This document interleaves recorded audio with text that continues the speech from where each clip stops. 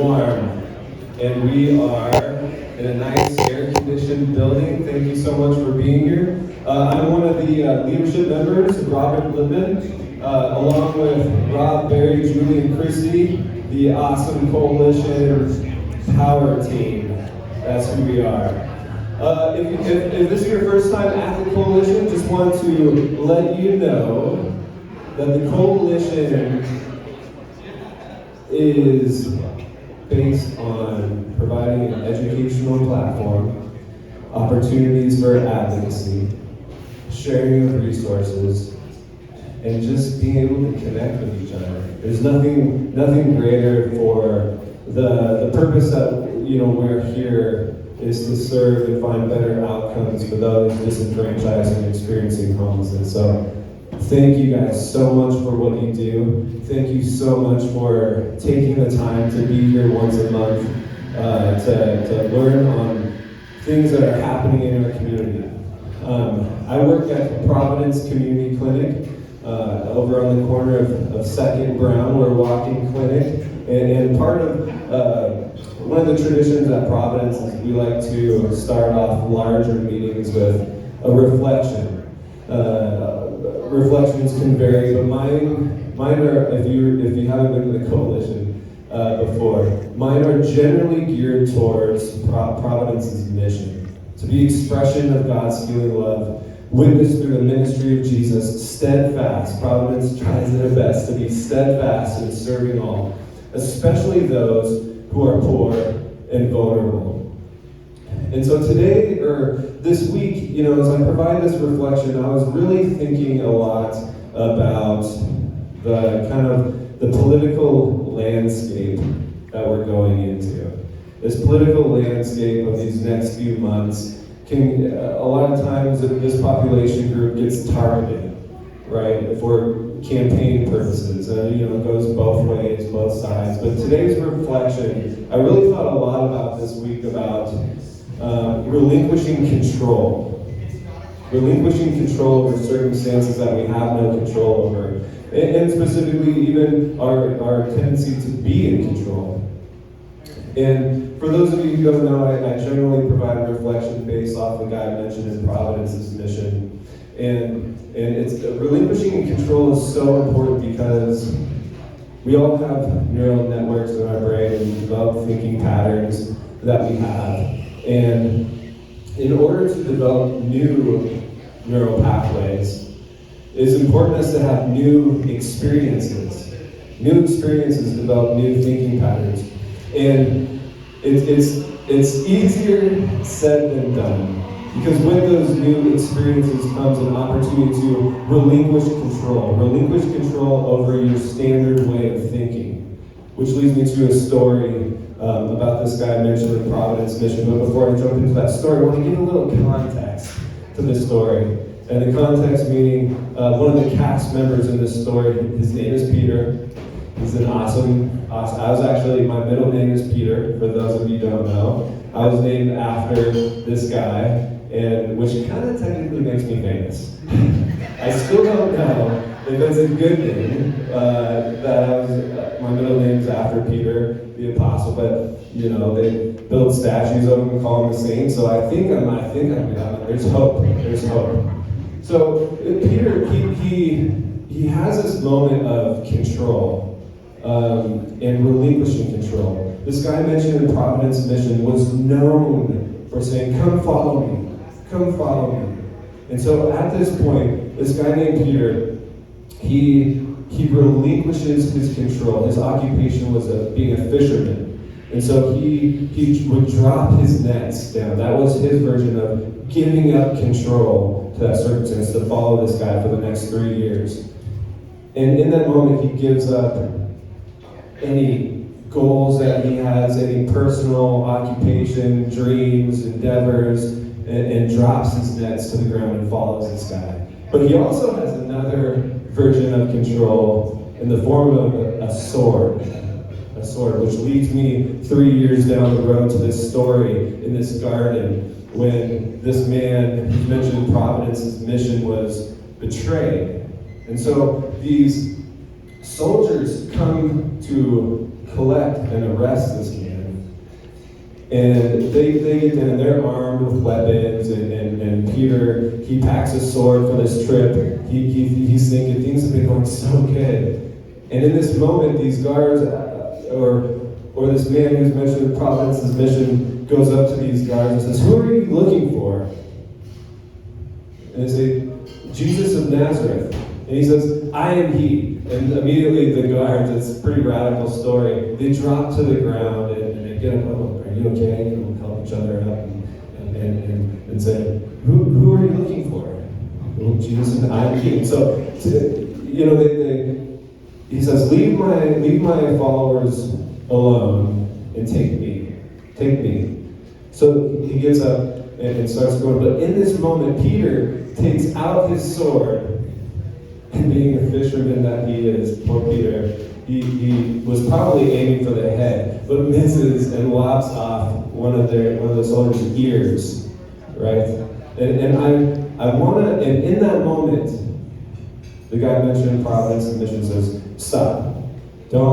Peter, put down your sword, buddy. Give up control. Relinquish control over the situation. Trust me."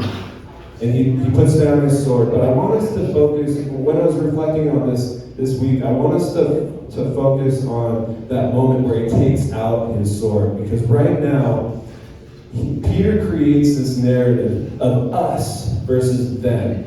Us versus them narrative. And I think that's where we are, where we go into this political season of this polarizing time where homelessness can be targeted. And it becomes an us versus them. Because blame is an easy way, or associations is an easy way to put control around something. So I encourage you as you go through the month of August to relinquish control. It may not be anything politically related. It may be something personal in your life, but you need a new experience to develop a new thinking pattern. But in order to do that, you need to relinquish control over your standard way of thinking. So again, thank you so much for listening to my reflections. So happy to provide. If our panel members would like to come up at this time, we're going to jump right into this conversation. So, contenders, make your way to the stage. And please give a round of applause for their time that they're able to spend with us. I know there's a lot of busy schedules. So, Alex, you get to sit next to me. Buddy, we still have yet to play basketball against each other. I am excited. I know, right after this, long one. Okay, so here's how it works. So we have one mic. I get to keep this one, and this totally reminds me of I used to do adolescent group therapy where we have the talking stick. You can't talk, and then things would get escalated, they throw the stick at each other. So no throwing the microphone at each other. But we'll go around. Let's start with on Jonathan's end. And there we go. Jonathan, start us off with your name, Jonathan, where you're from, and just kind of tell us a little bit about what you do in the community, and maybe your day job, who you're representing, and yeah. I'm Jonathan. Got that. I'm from Seattle originally, grew up on the west side, played football for the Vandals, and so that's kind of how I made my way over to this side of things and fell in love with it, but I spent 10 years running around in the wilds of Alaska, running campaigns and helping to elect the president, and then kind of finally working my way back down here. So politics and campaigns and community development's in my blood. Spent a bunch of years in the private sector as well, so I've got an MBA and feel like I can understand the balance sheet and how the way other decisions are made. Right now, I'm the policy director for Empire Health Foundation, and I also direct their C4 organization. And we are, as most of you know, I've been up to our ears with all of you in one of this, and happy to be here and keep on slogging it out until we get somewhere. Thank you. I once Yeah, your name, but I won't say it, so I won't steal your thunder. Good morning, happy to be here. My name is Katie Bruyere. I'm the Chief HR Executive at Washington Trust Bank by day. I've been here for a long time. And I am representing the bank that is, we created something called Hello for Good, if you're familiar with that. And it's a coalition of private businesses brought together about 2 years ago in September to look at the homelessness, behavioral health challenges facing our region. Washington Trust Bank is a privately owned institution, predominantly by one family, the Stanton family. We've been in downtown since our inception in 1902. So we have a very strong affiliation with downtown Spokane and work very diligently through various boards, committees, philanthropic associations to support downtown and all the communities in which we live and work in our three-state area. So thank you for having me here today. And let me switch. That one might be a bit noisier. Okay, go ahead. Okay, hi, good morning everyone. My name is Amber Waldreth and I am one of your new Spokane County Commissioners elected last year. I previously served on the Spokane City Council for 8 years. I've worked in nonprofit, public health and environment work for 20 years. For the last 5 years, I've worked on an initiative to try and increase health, economic, and educational opportunities in the northeast part of Spokane, where I was born and raised here in Spokane. So I'm excited to be here today and hear from you and the other panelists about how we can work together to reduce homelessness in Spokane, and I'm committed to doing that and hoping we can move forward. Good morning, everyone. Alex Scott. I am currently at the Washington State Department of Commerce. I'm the federal liaison for that state agency. I was born and raised in the Walla Walla Valley and I've lived in Spokane with my family for the last decade. It was originally Gonzaga Law that brought me here, got my JD there, and have spent the last 10 years working in politics and public policy here in the Spokane area. So, great to be here. Good morning, everyone. I'm Kim McCullough, and I work for the City of Spokane under the Neighborhood Housing and Human Services Division. Jim Saracides is, her department sits under me with the CHHS thing. Thanks, Jim. As well as, I also oversee Patrick Stryker in the Office of Neighborhood Services and his staff. I was at the city many decades ago, and then I was with HUD for about 20 years. And I'm excited to be here as well. I thank all of you for being here. So thank you. Thanks, Robert. Yeah, you can go ahead and keep the mic. We'll do a little. I know. So the last year by city. snake option. Okay, so today's topic and conversation is regarding the interlocal agreement and charter that was submitted by Spokane United. So today we'll be having conversation about that topic specifically.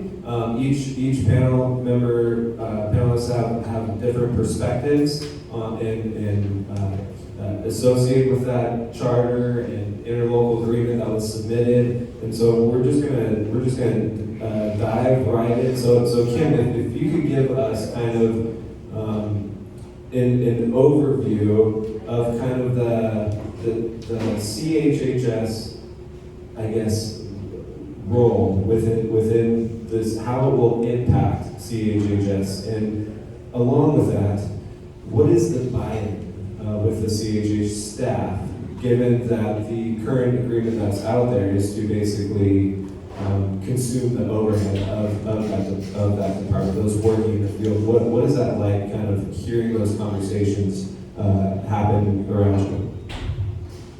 Well, first I'll touch on the bigger sort of question in regards to the role that CHHS could possibly play in the Regional Homeless Authority.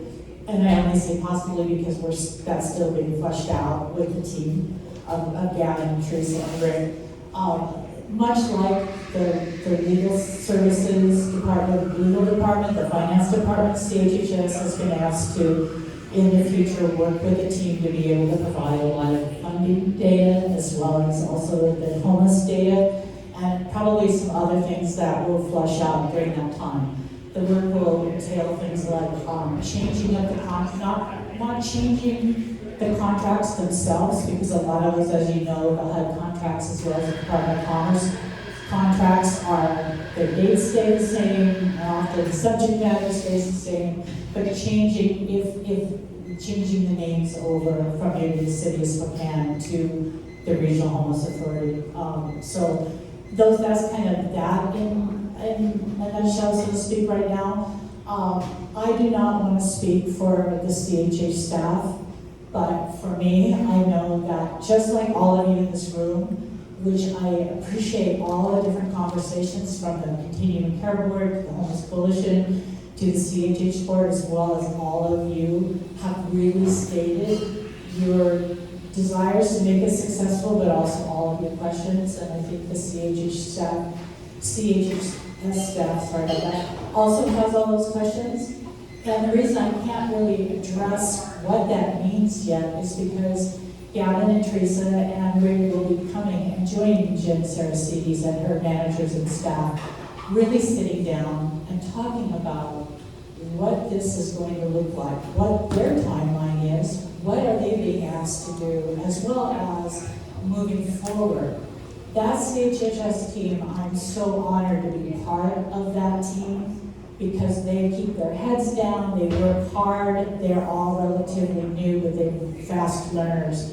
They will do an excellent job in whatever they do.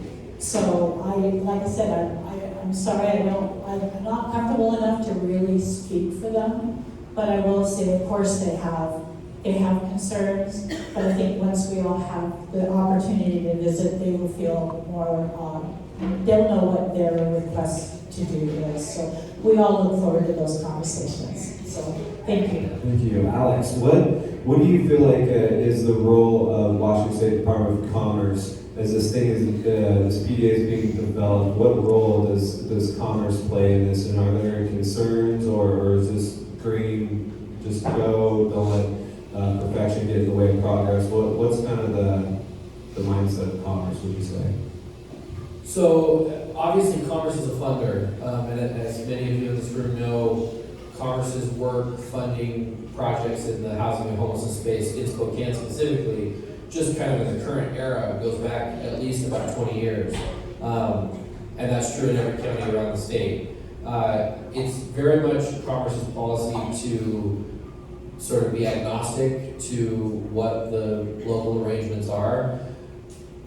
And that's going to remain true. So Commerce is not necessarily going to take an outspoken role in shaping this or saying what it needs to look like. But I will say that obviously over the course of that many years working in every county in the state in this area, there are certainly some principles that become clear. And one of those is the more that there can be healthy discussion, robust collaboration at the local level, the more successful a funding agency like us is going to be at working in that community. And the second big principle that we've recognized is it is our strong preference to be able to contract with one entity in each given community. Doesn't really matter who that entity is. Sometimes it's a county, sometimes it's a city, sometimes it's an authority like this. So again, we're going to stay agnostic as to exactly what the form is, but if it's something that fosters collaboration, cooperation, open, transparent communication, and if it's something that allows us to effectively contract with one entity for the whole community, those tend to be recipes for success. Thank you. County Commissioner, what have you noticed about kind of as these discussions have been happening, and have you had a chance to review the interlocal agreement that was submitted? Were there any, I guess, concerns or strengths within that? What's kind of the county's perspective on this development? So I want to thank everyone that has been involved so far. There's a lot more conversation to be had, as Kim alluded to. I see the the interlocal and the draft recommendations, or I guess they're recommendations, but I see them as a starting point for conversation. And I've been trying to encourage my other fellow elected leaders from the county, the city of the valley, small cities, who would be, signatories, right, of a potential interlocal. This is a starting point. Let's not get hung up on every word, because I don't agree with every recommendation in the proposal. But I think it's a starting point for conversation. And it's really good to have something draft that we can look at and then reshape to be the best outcome for the community. So I think my advice as we move forward is, I like the recommendation of a PDA. I was involved with setting up the first public development authority, which was the Northeast Spokane Hilliard Area Public Development Authority, which is working on, every day there's a group of people and a director that is working to get investment and support new jobs and opportunities in that part of Spokane that have been disinvested in for many, many years. So if you think about this PDA, that's the goal. It's hopefully a staff and a director and board and advisors and technical committees and community members who are every day working to reduce homelessness on a regional level with a strategic plan. So for me, we gotta keep moving, and I would hope that we can see it as a starting point, but not, it's not set in stone yet, and there's a lot more work to do. So I'm hoping all the other elected leaders and community leaders will continue to move forward. And so I know there's been some concerns about some of the language and the principles, and I didn't write that, you didn't write that. We need to step back and go, okay, well, what language do we want to see? And at the same time, we need to keep working towards the structural, piece. So how the board would be structured, those type of things. So I'm really interested in what everybody has to say. We need to form something that's transparent and that's accountable. And that's really challenging, but it's totally possible. Yeah, and just a follow-up to that information. At this stage of development of this PDA, saying that this is a starting point, one of the highlights of this is taking politics out of homelessness, right? But why is it so important to have political influence or buy-in needed at this point? Given that the governing board does, have standing political positions, what's the importance to that? Well, I think the importance of having the way that the board is being proposed, and again, it's a starting point for discussion, is how I see it. It has leaders that are bringing different types of capital to the conversation. Social capital, community capital, money capital, public dollars, private dollars. So I think we need to think about all of those sectors, the business sector, the healthcare sector, the housing, elected political leaders. Everyone needs to be held accountable, and I think kind of be at the table working together to invest in the solutions. So that's how I see the board having different sectors represented, because it forces those sectors to have to be accountable and have to invest in a better system for our community. So I think the elected leaders, with the public dollars flowing the way that a lot of HUD dollars flows, as Kim would know, is through the state and then through local governments. And so I think it's important to have elected leaders on the board, because those are public dollars and they're held accountable. I'm elected or I cannot be elected. So that's an accountability tool that's important to have. Thank you. Katie, how does the concept of this PDA impact the business community? Like, aside from the initiative behind serving those and having better outcomes, how would this impact the business community? Well, I would say it would impact the business community like it would impact any community, because the business community is made up of people, just like all of us. So it would be a positive impact on the business community, just like it would be a positive impact on regular citizens or the healthcare community, or certainly the homeless community. I don't really tend to isolate the business sector out of it, because at the end of the day, we are all the same. We are all flesh and blood, children of God, wake up, put our pants on one, sometimes long leg at a time. So the business community certainly is in support of this. The business community is made up of people. The business community is made up of people who have lived experience. The business community is made up of people who have really strong technical skills in a specific area that they want to contribute to something like this. The business community is made up of many compassionate people who want to support others in this work. So it's absolutely a win for the business community, just like, in my opinion, it's a win for any community, whatever you want to call that particular group. We are in support of this and appreciate that when you look at the governing board with the 5 electeds, and I appreciate what Amber said and completely agree with the role of the electeds in that. There's 8 sector board members. Business is only one of them. Philanthropy, lived experience, public safety, behavioral health, medical health, private housing, public housing. I mean, never have I seen such an awesome display of individuals and sectors collaborating together without one singular leader. It's everyone leading this, and I think that is just really powerful. So that's where I think that answers your question. Yeah, definitely. I mean, to go off of that, you know, if you're not very familiar with the Continuum of Care Board, the Continuum of Care Board has certain requirements that they fulfill with HUD requirements. And what's been drafted so far is very closely similar to how the COC board is drafted, going off of those HUD guidelines and regulations. So it's not any, from my perspective, it's not anyone's personal, like, I'm placing this person and that and that and that and that. These are actually based off of HUD guidelines. And which leads me into Jonathan,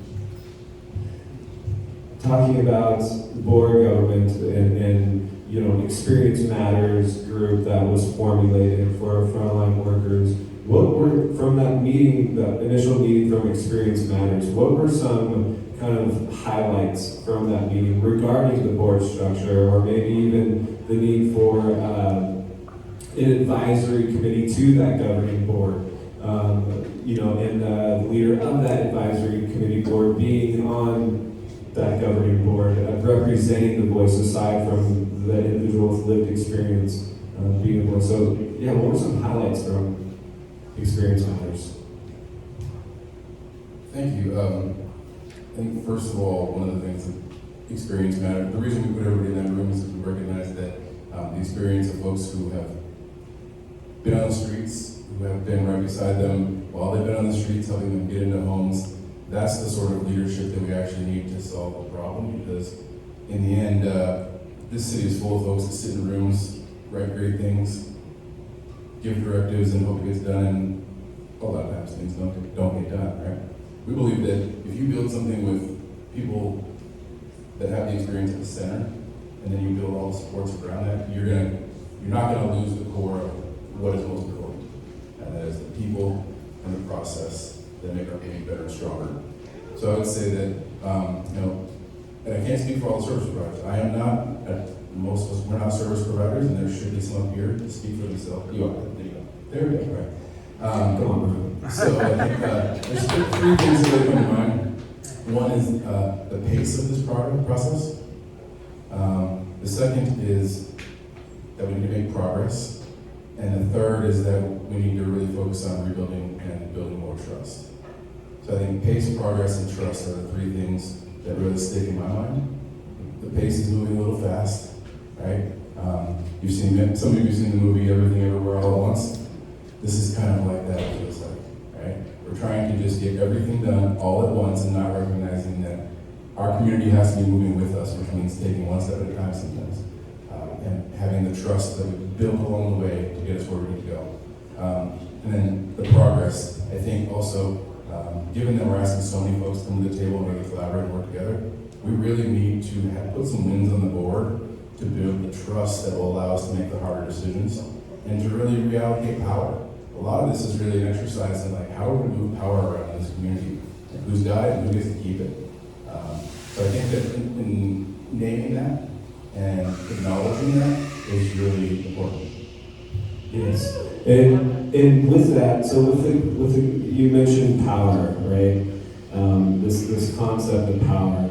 With a lot of conversation at Experience Matters, I was there. It kind of revolved around the influence on that board. But as frontline service providers, meaning one, I don't have a lot of power necessarily within my organization to move mountains.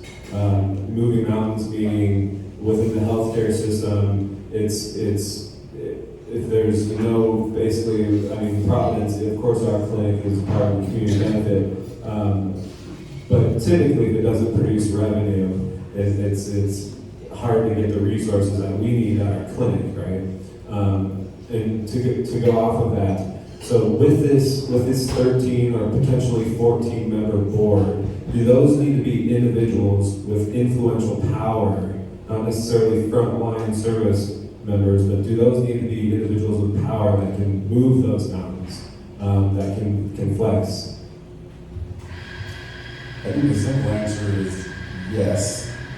And how do we redefine what power looks like in this community? I've been a business person, I've run companies, and my job was really to listen to the experts and do what they said, right? Like you said, we're all specialists, and they tell us what to do, and then we make the best decisions based on that. The people with the power are really the ones doing the work, that have the expertise. Our job as leaders, as electeds, as the 5 members on that board that have permanent seats, is to be the best listeners we can and really to translate what we're hearing. So I think that the power is in the community, the power is in the frontline service providers. It's just that we don't have a system that really allows that to be seen and recognized and have decisions that follow in line with that. Such is that. Oh man, we can talk about that for a while. But I want to kind of transition a little bit on, and you're at the end. So it's like, again, snake form. You're not a snake, but it's if you're familiar with drafting and stuff like that, it's like round robin. No. Okay. Sorry, Jonathan. So there's 2 conflicting timelines right now associated with what has been submitted. One is about 3.5 months. And then your guys' letter, or when I say your guys', it's Experience Matters, that group that convened, is about 5 months. When you take in December 15th, the holidays will probably fall into the 2nd week of January. What is Experience Matters, from your perspective, from that first meeting, hoping to accomplish in 5 months versus that can't be done in 3.5 months? I've been in the campaign world most of my adult life, and I recognize that when you're in that space, you're literally doing battle and you're trying to win. It's a zero-sum game. I don't think that's really the environment to try to bring people together and collaborate and lower our guard. Just kind of rhetorical, right? It's just, we all know this, but we're not really saying it. In the middle of a heated campaign in this race, who's going to run the city, who's going to be one of the most powerful people on that board, that's not the time to start putting all your chips in the middle of the table and saying, I'm willing to work with you. It's just the way the world works. So our hope really is that we can get through what we got to do between now and November. We can have a little more clarity on what the next few years looks like. And in that time, we can continue doing this, building the alliances, building the collaborative infrastructure we need to move that rock up the hill. Again, when my mom told me to clean my room, my strategy was usually to go and shove everything under the bed and say, did it, right? I think there's some of that in this process. Like, we're trying to just kind of get everything under the bed, make it look like we did what we needed to do, and then say, ta-da. And I don't think that's really realistic, and it just takes longer. You gotta actually do the work. And Katie, do you, from your perspective, do you feel like this kind of, the structure of this house is being built, but the design of, when I think of like what a house, sometimes you imagine where things are gonna go, how you're gonna arrange design of the inside of a house, but right now the structure itself is being built with this PDA. But in some instances, do you feel like these next few months that this house, the structure, this PDA is going to be weaponized politically, meaning kind of, used for political gain? Well, I would start by offering an alternative thought to my colleague's position up here. And at the beginning, when you said there shouldn't be politics in homelessness, it's used as a political football, etc. But there shouldn't be politics in homelessness. I saw a lot of people nod. So what a great opportunity to say, yeah, we're not going to let politics be in homelessness, and we are going to get this done regardless of the November 8th election instead of waiting until that is finished. Do I think the structure, you asked me if I think the structure is going to be weaponized. I think in this society, anything anyone says can be weaponized, whether they intended it to come across that way or not. So I can't speak to how people are going to look at this. I think change is difficult and uncomfortable, but out of change and conflict comes growth. So I think there's some really great things that can happen out of that. And sure, people will never, there's what, 80 people in this room? This is like about a third of the size of the town I grew up outside of Walla Walla. So this is a big room to me. But I could ask 80 people and get 70 different opinions, right? So we're never going to please all the people all the time. So that kind of trite thing about don't let perfection get in the way of good, I think plays in here, of building this and building it for the purpose and the intent of what we want to do, which principle number 1 reads, our region cares for those in need and our service providers are doing hard but remarkable work. There's nothing in these 9 guiding principles that speaks to if so-and-so is on the council, or if so-and-so is mayor, or if so-and-so is running it. Your name as service providers is right there in principle 1. Number 2, our region wants and deserves a clean, safe, and healthy community. So I think if we continue to stay focused on these 9 principles and ignore the noise, of which there is a lot out there, we can continue to do this really good work. And if they weaponize it, they weaponize it. You stay true to your course. We've all been in contentious, conflict-ridden conversations before, right? You just stay true to your course, true to your goal, and keep doing the work, and the work speaks for itself. That's kind of where I try to go. Yeah, and with that's a good segue into the principles, right? That were submitted, and again, to your thoughts, Amber, going into you can hand it to. Take it. Yeah, hot mic. I'm gonna take it. To your idea that this is a starting point, right? Do you think it would be beneficial if there was an advisory committee that was a position that was on that governing board? Do you think it would be beneficial to have an advisory committee? But if that were the case, if there was an advisory committee to that governing board, do you feel like it should be up to that advisory committee to develop the principles rather than having, what we have now? Were you reading my mind? Because I've been thinking a lot about how to move forward on the kind of principles and strategy side versus the structure, and the governance and the that piece of it, because they do go hand in hand, right? To have the trust in a new structure, you've got to trust that the principles are going to be common community principles that we can all, believe in. So I think we just need to keep working on both and, but I don't know, in the conversations that I had with, Gavin and Rick and Teresa and others and electeds and community members, I always envisioned a really strong advisory group that is filled with people with technical, practical experience and those with lived experience. It's almost like, if anyone's familiar with the Spokane Regional Transportation Council, which all my people aren't, but there's a board, and it's made up of a mixture of community members and elected leaders And then it has a technical advisory committee, and it has a community advisory, citizens committee. Now, anyway, I'm just saying that basically everything that comes to that board is generated by staff and reviewed and generated and supported and altered and improved by those committees.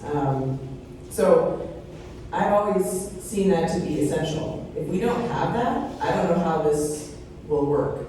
We have to have people that know how the best practices are to house folks, to get people through treatment. We need to have those people guiding the strategy of this new structure, or else it's not going to be effective. So, exactly how, and we can work out those details, but I'm very much in favor of having that be a part of the overall structure. Thank you. Take that. Alex, how does this affect, basically, Commerce is a funder, right? How does this affect basically the funding cycle of Commerce with these, we're talking about kind of the timelines, the timeframes. Does it affect these Commerce funding at all? That's a good question. We have typically rolling programs and rolling timelines pretty much year round. So I don't imagine that the formation of this will affect any specific funding streams necessarily.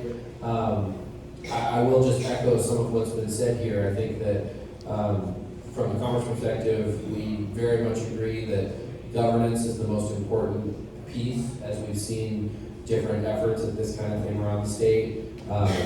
Making sure that the experts are allowed to lead and be centered rather than the whims of politics, for sure. And then also making sure that there's a balance between the political, the need for the political authorization for the different funding streams, but then also the third parties that have a voice, and certainly the provider universe. All of those voices need to be mixed in the proper ratios, I think, to have something like this be effective. But again, from the Commerce perspective, we think it's really a intriguing proposal, and we think that it sounds like something that can work really well to the extent that it is truly holistic, truly community-centered, and sort of able to lead with one voice. And Kim, can you speak to how basically, we're talking about finance, and when you look at kind of Article 14 of the charter that was submitted, the finance page was probably a few sentences long. What are you looking for from the state? Like, are you looking for those funding cycles to align with whenever if this gets signed off on? Okay, thank you, Robert. In regards to those timelines of those contracts, HUD has definite timelines, and for all of you who've had to work, Department of Commerce and States, you're thankful for, because it's usually July to June. HUD's not that way. We've worked hard over the years to try to make those contracts where they at least line up a little bit, and then not to rate HUD here, but often they're very late on those contracts. So those timelines can be very variable, and I think that will be one challenge in that, is how do we work to pull those contracts together. And I know we're short on time, so I answer shortly, because can I honor you, Robert? Can I just say one thing about history? So I know there's only a few, Dale, and then maybe a few others who were back in the 90s, sorry Dale, and this is really important in regards to how Spokane's moving forward. So can I take 2 minutes, I promise? 2 minutes. Okay, 2 minutes. So HUD changed up. There was 4 providers. Some of you were in the room. I won't go into all these details. About 92, 93, about 95, HUD decided to go into continuum of care, which all of you are all aware of, on those funding streams. 8 or 9 providers got together at that time to have the same discussions you're having right now. What does this mean? Some of the providers who've been getting funding said, hey, we're all partners, let's all share. and they did. And through the years, more partners came on. It opened up that opportunity for more funders to get funded. And oh, Jerry, I knew that also, sorry, I just see you. So the thing about that is, HMIS was created. More continuum of care, more affordable housing came in. And through those years, and actually in the beginning, Homeless Coalition started. Yes, it wasn't as big as it is now. It was kind of a different structure. But that's when that was created. So look around and say, all of you, whether you're in homelessness, whether you're in housing, whether you're in mental health, I know in almost 2 minutes, this is what you've all created. And it can be scary. I have to tell you, during those years of 1998 and all that, we were all worried what that would look like. And it's created the number one real success is 2 things. When I was at HUD, I was always really proud to say how collaborative. Spokane is one community that can get it done when we all work together. I've seen it for, I don't even want to say, 30 years, 1992, so you can do the math. The thing about that though is, you became a unified funding agency, which we've said that before is incredible. I don't know anymore because I've been away from HUD for a year, but there's only 14 of those in the nation. And Spokane is one of those. So together you can, and it's that, and that's why I'm so happy everybody's starting to be in that conversation. Voice your concerns, be happy with it. But there's a times of greatness.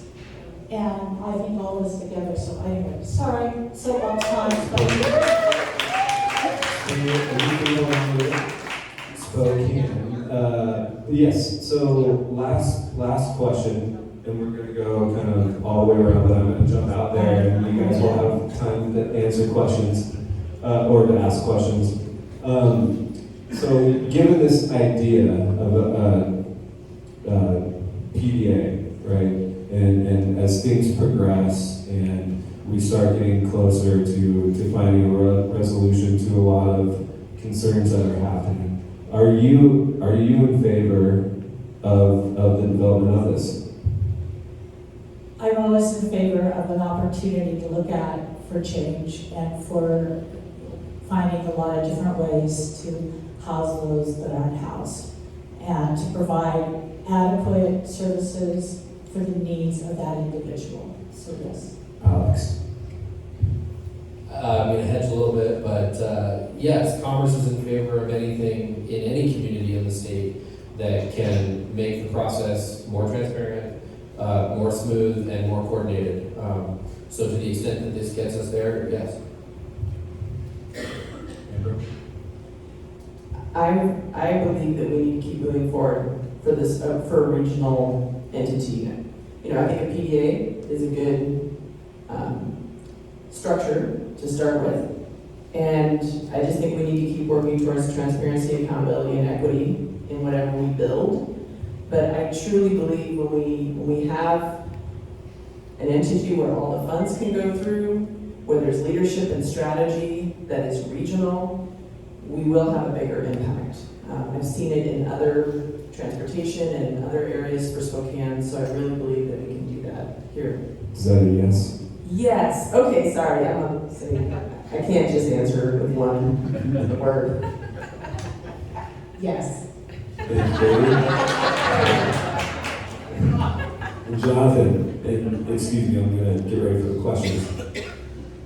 Sure enough, I think a regional approach is the right way, as long as it's not being done to sort of also as a prerequisite for a $1.5 billion new jail to be built to meet the detention requirements that are built in here. So, of course, that wasn't the details, but yeah, let's get to it. Okay. We won't go into that. That's another hour. We want to be respectful of everyone's time, but I want to allow opportunity for, please, just questions. Statements are awesome, but please, let's just keep it to questions for our panelists, and please address any of the panelists up there. We have one right here. It's not really a question, Robert, it's more of a statement, so. Hi guys, thank you for being here. I'm an outreach worker and I have been for a couple years. And this is great, however, I have just grave concerns about the timeline because as we know, our homeless population is just increasing and we have an opioid epidemic, we have a shortage of housing. And as far as being a frontline worker, none of this is offering myself, I won't speak for anyone else, anything tangible to offer our folks, literally, in any of this. And that is so concerning to me. I just see dollars moving and people moving, and that's great, and I think it's a holistic approach, and bravo. Again, however, just for situational awareness, this is not giving me anything to provide our folks when we are down on bended knee with them in a campsite or at 7-Eleven or anything. And I really think that that needs to be also a focal point moving forward. We've got to have something where we are absolutely not going to make a dent in the humans suffering on the streets right now. Does anyone want to respond to that? And I think go ahead. Well, maybe that's a miscommunication on our part because absolutely you and the people with whom you're on bended knee are our customers. So if we're not clarifying the benefit to you, then that's a miss on our part because the whole point is to serve the individuals on the street with whom you are serving. And by creating more efficient models and streamlining things, the goal is that you can deliver services sooner, better, with more resources at your disposal than is today. So that's great feedback, thank you. I think that's something that we can go back and make sure we are better at articulating the kind of boots on the ground impact with some examples of what that would look like. Okay, I'm Dan.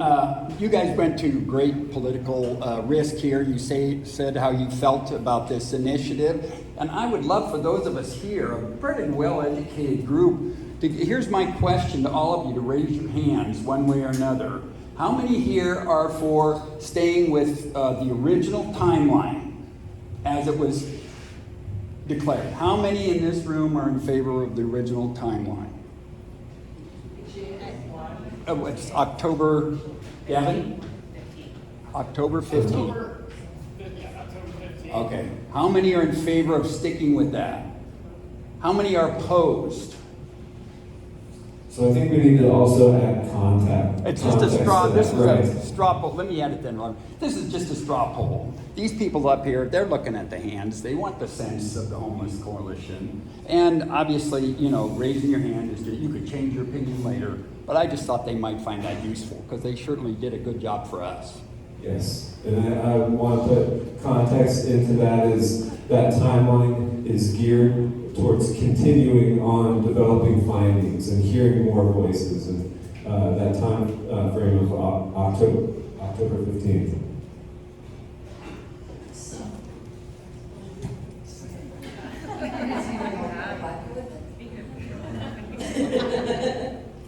I missed the first couple of minutes, so forgive me if my question relates to that. But Katie, when you were responding to Tammy's statement just now, you talked about yourself in relation to it and who you're representing in relation to it, and those of us as kind of like employees in a sense, it sounded like. So what I'm wondering is, for transparency's sake, because this has tremendously lacked transparency, what is your role in this? Sure, fair question, and I did say we. So Howell for Good has been working very closely with the trio of Gavin and Teresa. It's kind of become a word, Gavin and Teresa. They did, the heavy lifting, all volunteer hours to put that together, and our organization of a bunch of hodgepodge businesses that are coming together and meeting and partnering with others. We have a service provider and education rep and others on our little steering committee have been working closely with them. So I say we, but my words aren't, I'm not a legalese, I'm not an expert in that space in terms of drafting it, but we as an ancillary group through supporting what they're doing, I guess, is the goal, to answer your question. I have one follow-up question to that, really bluntly, because Larry Stone is part of Hello for Good. Is Larry Stone involved in that process?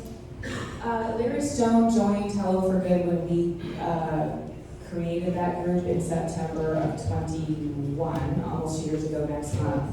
And I think he's been, honestly, at maybe 3 or 4 meetings. He ultimately sent Teresa Sanders. He said, can I just send Teresa in my stead? And so he has not actively participated in Hello for Good meetings. So I don't really know where he stands on PDA per se. He has other opinions on other things, so he has not been part of the building of this. Hi, I have a couple questions. One, I was wondering how you can add people to a board, because there are positions missing, such as career and academics, so our homeless population can get support in getting jobs, going to college, vocational trades. Also, we brought up at the round table, still not seeing tribes on there. Don't know why. We have a huge tribal community there. So, last, I wonder if it's Yeah, so it sounds like more of a statement geared at, because I don't think the panel up there doesn't necessarily have the authority to make those board changes, but I think there are people in the audience who are taking in this information. Okay, good. Yes, anything else? Yeah, how do we know when updates happen? Updates. SpokaneUnite.org. Sorry, I will make this two questions. One, for providers, we look to the COC for this 5-year plan to end homelessness. Is there a plan going to be created that's different than the HUD plan that we have now that addresses homelessness? Because we clearly are not moving the needle in homelessness. So are we integrating a new regional plan that will address homelessness as a core? Because we can't just have people make decisions with no cohesive plan to move forward. So that's my first question. The second question is specific to the business community, is if you are being part of the forming of this regional homeless entity, in transparency, is Washington Trust the PDA or considered going to be the PDA for this out of transparency purposes? I don't know. No, Washington Trust Bank isn't a public development authority. They're a private enterprise. They're a bank. Those two things are very mutually exclusive. Washington Trust Bank has lent me, per se, to serve on Hello for Good and bring people together and use our conference room and have all those sorts of conversations. But are we looking to run a PDA? No. No. And maybe Kim could maybe speak to the importance of a 5-year plan potentially being integrated into PDA. That's a really good question, Julie. And I know that the 5-year plan, there's been some discussions around that. Unfortunately, I've not been so much in those discussions, and I don't know how to answer that question, but I will check with my CHH team as well as some of the conversations, and I'll get back to you if that's okay. My apologies, sometimes I'm not as in the weeds as I need to be, so thank you. That's a really good question. I think probably one that others are thinking of as well. Oh, we don't know. So Kim, the city and the county each create those Together, yes. together. But we also have CDBG 5-year, anyway, there's a lot of 5-year plans. Yes. My limited knowledge compared to those who work in the CHHS department and have worked for HUD, they're not very detailed. So I see the work of the PDA as taking the baseline, HUD homeless reduction plan and putting a lot more meat on the bones. I think that's been our challenge, because when I read the plans, we're gonna have to prioritize strategies and really follow them. And that might mean more funding in certain areas and less funding in others, right? So that's my limited understanding. I don't know how detailed the plan gets that goes to HUD. Well, and thank you. And one thing about the plan is that those are required by, it used to be a 10-year plan from HUD and 5-year plans from the state. So I think there's gonna be determinations like, can there be an additional plan? I mean, or is that, I mean, how does that look? Because I know a lot of us in the room had worked on those 5-year plans that took like a year. So those will have to get back to, and if I can just say something back to Tammy on the outreach, a long time ago, unfortunately, federal government stopped had stopped funding outreach and diversion. And I think there's always those concerns of finding the funding for all of your needs. So, I would hope someday, I just want to honor all the work you do, because once they started defunding some of those outreach teams, it became very tough for the teams. Thank you. And we are 5 minutes over, so we have two more questions.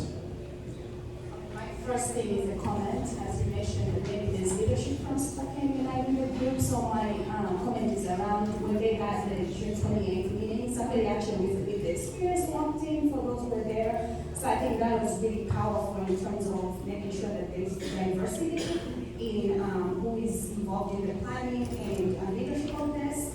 And then my question is to Jonathan. I totally agree with you about it. Experience matters, and keeping the people who are experiencing whatever it is we're solving at the core, or whatever we're doing, because the solutions actually lay in their hands.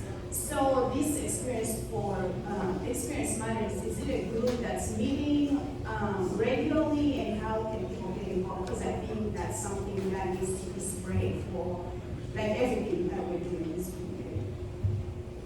Thank you for the layup on that one, basketball term. On the 9th, next week, on Thursday, 6 to 8, we're going to have another meeting, the Experience Matters group, same place, at the downstairs at EHF. So that'll be the continuation of the work, and we're actually going to roll our sleeves up and start doing the work at that point. So we encourage people to come out and pick up where we left off. Will there be food? You got a few people that want to work. All right. Last question. Thank you guys for staying a little bit over. Hey, Chris Scheller with Revive. Amber, I just have one question. What are your views on the building of the new jail? I'm just kidding. I'm pretty sure. I think a serious question is in order. Is there anybody else that would? Okay, right here. Sorry. Last question. Thank you. Given that this relies on the service providers to implement, how do you see this being successful given the overwhelming hesitation of the service providers with the current plan? So hesitation. Who wants to speak on the hesitation? If not, let it go on the books. So I know I've read articles, I've heard about things, but I haven't had any direct, so please, I think if there are concerns and hesitations, please reach out to your county commissioners, your city council members, because we need more of these direct conversations, and maybe facilitating some of that is something Empire Health Foundation could do, because I'm not familiar with the different timelines. I don't know anything about that. So we just need some better conversation. And I know Jonathan reached out. We're going to meet up soon, so that'll be great. But if you have ideas about how we can create these better lines of communication as we move forward in the process, I'm all ears, because we can't afford to just be spinning in circles and in our own circles. We need to be talking so we can move it forward. Batting cleanup, I just want to say that when I went to business school, there was they taught us like move fast and break things. Like that's how you innovate. I don't think that really applies to when you're building a community. And so I think the obvious answer is if this is not a political thing, we don't want politics to be in it, then why can't we slow down and wait till the election? Thank you. Well, everyone's still in their seats, so are we okay with one more question? All right. Okay, thank you. Hi, I'm Nicola Appletree. I just, what I heard in Julie's question, I kind of wanted to repose the question, and not to ask if Washington Trust Bank would be the PDA, but if it would be likely that they would be the bank for the PDA, where all of these funds would be pooled, and if there would be any money made off of those transactions, and whether or not that could be conceived as a conflict of interest in this planning process. So that's the question. I have no idea. We've never had any conversation about who would bank the PDA, and we are a highly ethical organization and would recognize any perceived or real conflict of interest. And I am not doing this to make my company money. I'm doing this on top of a full-time day job. So I can assure you there is no ulterior motive of Washington Trust Bank in this. We are just trying to be a good corporate citizen, like we've been for 120 years downtown and in our community. We have 400 employees that work downtown. We have 800 employees that work in the Spokane region. We are very heavily vested in our community. We're doing this for those reasons solely. There's no monetary goal. We didn't go into this with any sort of monetary goal. And no one's ever asked me or even mentioned, or in any conversations I've been in, did we even talk about who makes the interest on the money that comes into what bank. I have no idea what bank we selected in that. I'm not on that board, that'll not be my decision, and I'm doesn't matter to me. Well, thank you so much for attending this August and taking your time again. Thank you, and we will see you next month. Have a good August.